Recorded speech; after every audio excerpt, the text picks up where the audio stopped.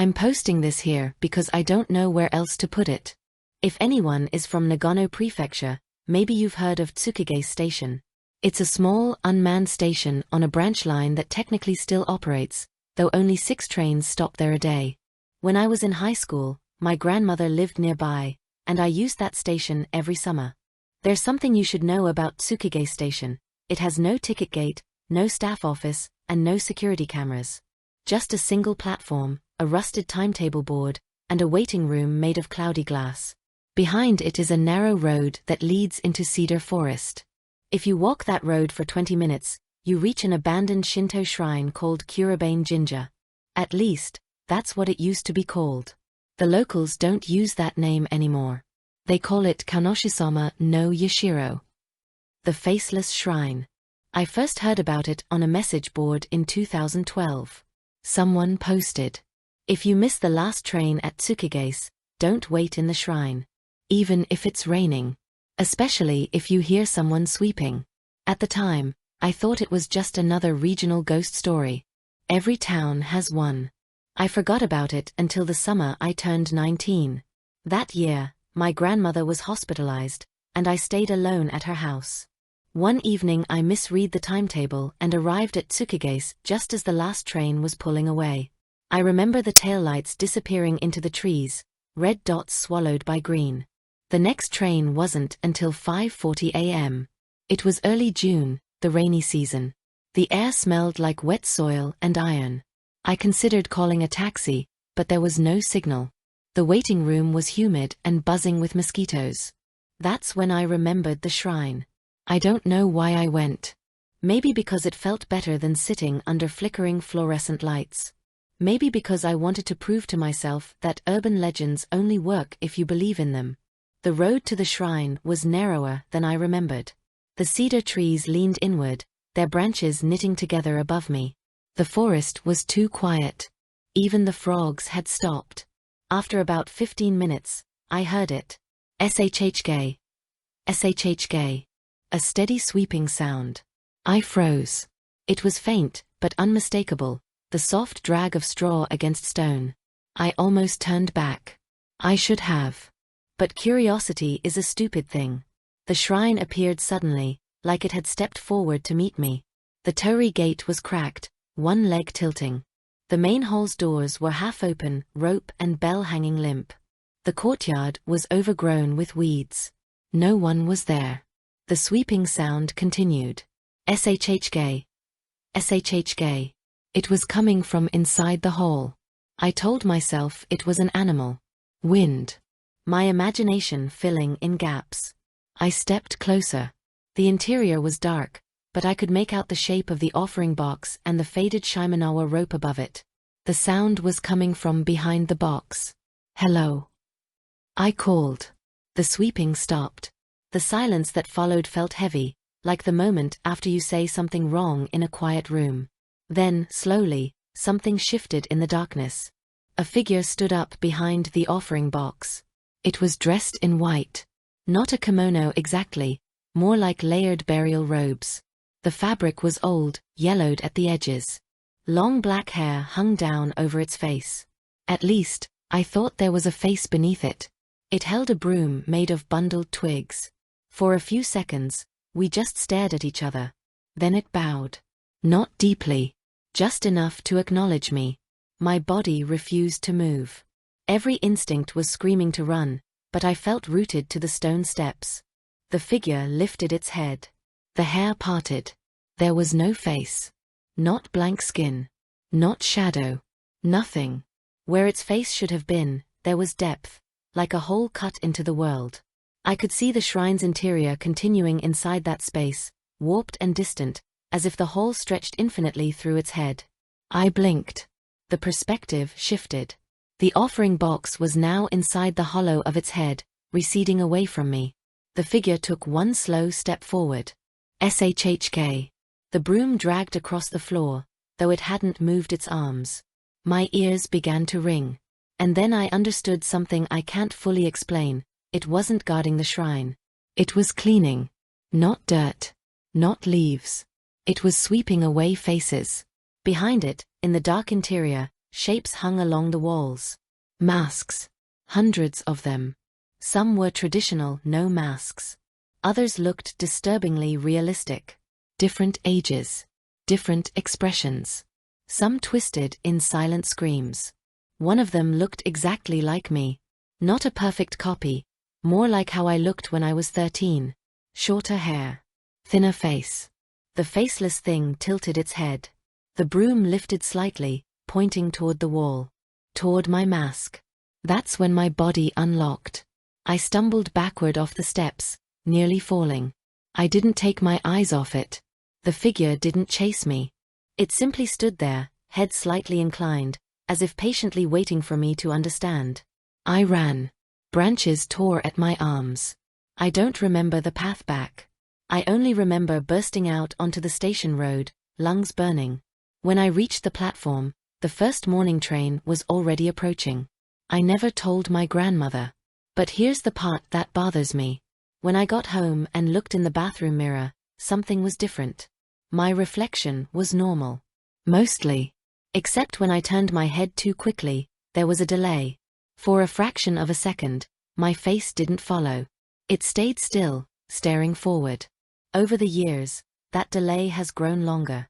Sometimes when I wake up at night, I feel movement on my cheeks, like fingers tracing the edges.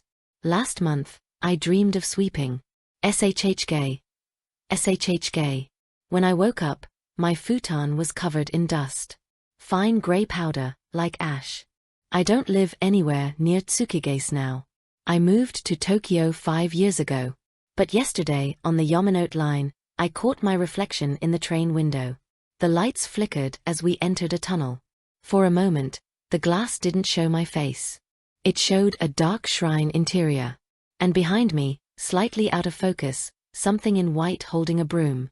If anyone here has missed the last train at Tsukigase Station, please tell me. Did it bow to you too?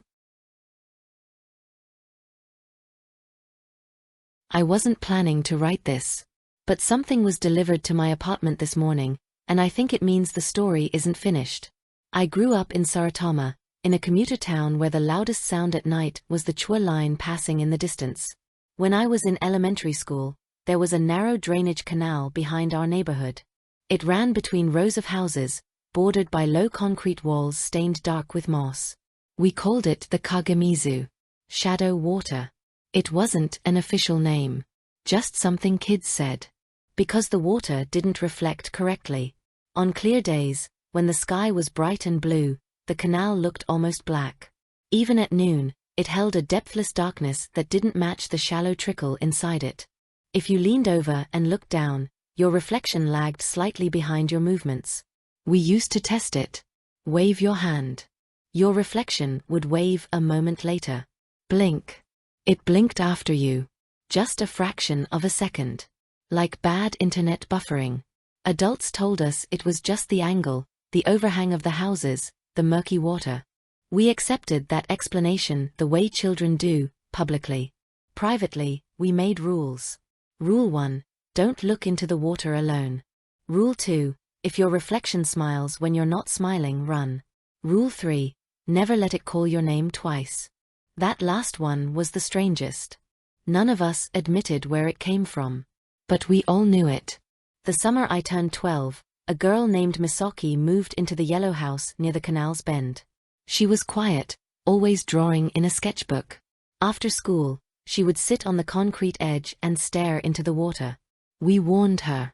It's weird, I told her. It copies you wrong. She only nodded.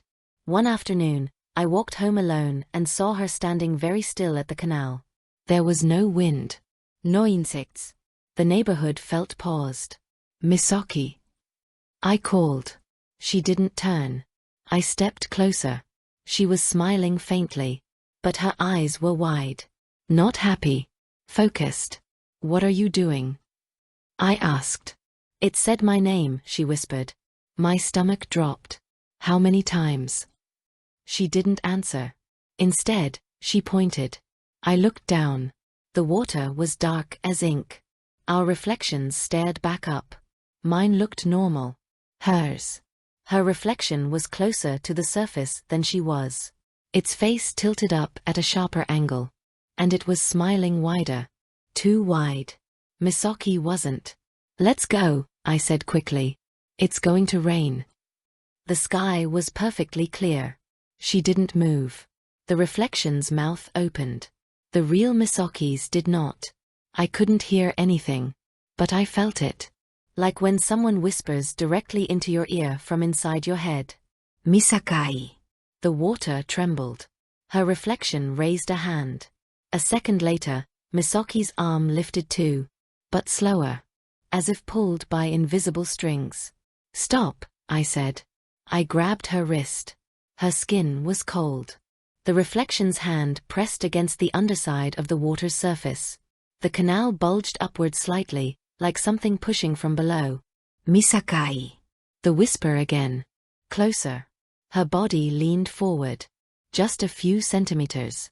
Enough that her shadow touched the water. And then, the reflection grabbed her shadow. Not her arm. Her shadow. It wrapped black fingers around it and pulled. Misaki jerked forward violently. I screamed and yanked her back with everything I had. We both fell onto the concrete. The canal's surface flattened instantly. Calm. Silent. Our reflections lay normally in the water, slightly distorted by ripples. Misaki started crying. Not loudly. Just small, broken breaths. "I answered it," she said. "The first time." That night, her family packed. They were gone by morning. No one explained why. Years passed. The canal was eventually covered with metal grates for safety. People said a child had almost fallen in. When I was in university, I came back to visit my parents. The neighborhood looked smaller. Cleaner. The grates were still there. Rusting. I don't know what possessed me, but I crouched down and peered through one of the gaps. The water was still dark. Still wrong. My reflection stared up. Older now. Thinner. More tired. I stared for a long time. It didn't lag. It moved perfectly with me. I almost felt relieved. Then I blinked. It didn't. My reflection kept its eyes open. Unblinking. Watching. My breath caught. Slowly, deliberately, it smiled. I did not. My phone buzzed in my pocket, making me flinch. When I looked back down, the reflection was normal again. That was 10 years ago. I moved to Tokyo. Got a job. Forgot about shadow water. Until this morning. There was a package outside my apartment door. No return address. Inside was a small rectangular mirror. Cheap plastic frame. The kind you'd hang in a bathroom. There was a note taped to it. "Don't let it call you twice." My hands were shaking as I carried it inside. I live alone. No one else has a key. I propped the mirror against the wall and stepped back. My reflection stared at me. Normal. Tired. Uneasy. I waited. Nothing happened. I laughed at myself. Then I turned to make coffee. From behind me, I heard it. Soft. Close. My name. I froze. It came again. Exactly the same tone. The same distance. The second time. I haven't turned around yet. The mirror is across the room. I can feel something in it, standing just a little too close to the glass. If I don't answer, maybe it will stay there. If I do, I don't know which version of me will be left standing in this apartment. And I'm not sure which one is writing this.